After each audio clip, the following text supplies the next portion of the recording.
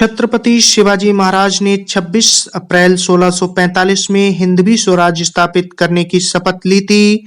उन्होंने 12 मावल प्रांतों से कान्होजी जेधे, बाजी पासलकर, तानाजी मालुसरे, सूर्याजी मालुसरे, यासाजी कंक, सूर्याजी काकड़े, बापूजी मुदगल, नरस प्रभु गुप्ते, सोनूपंत डबीर जैसे लोगों को एकजुट किया जो भोर के पहाड़ों से परिचित थे। इन सिंह समान महापराक्रमी मामलों में से एक थे तानाजी मालुसरे।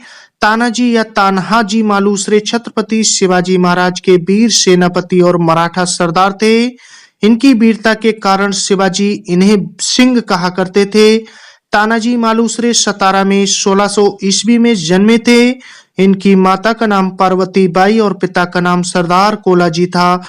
इनके भाई का नाम सरदार सूर्याजी था।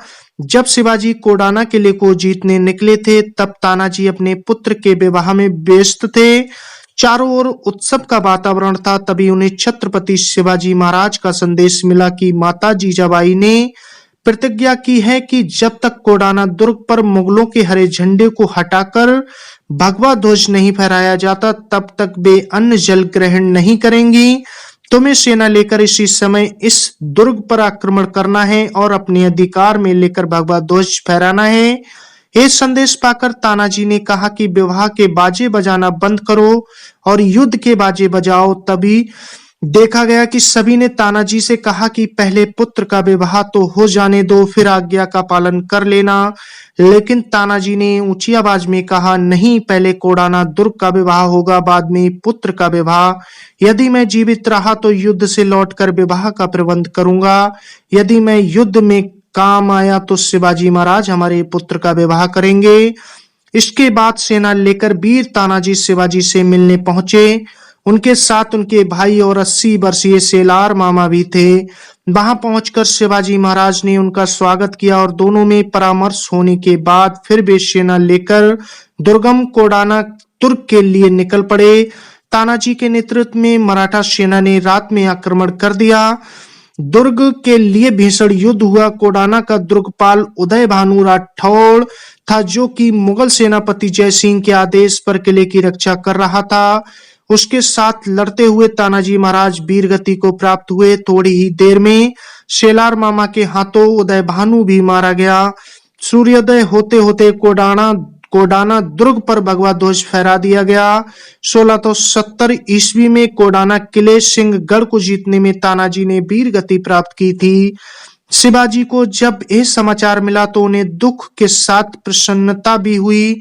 शिवाजी महाराज को तब बड़ा दुख हुआ जब उन्हें पता चला कि तानाजी उनके आदेश का पालन करने के लिए अपने पुत्र का विवाह छोड़कर आए थे।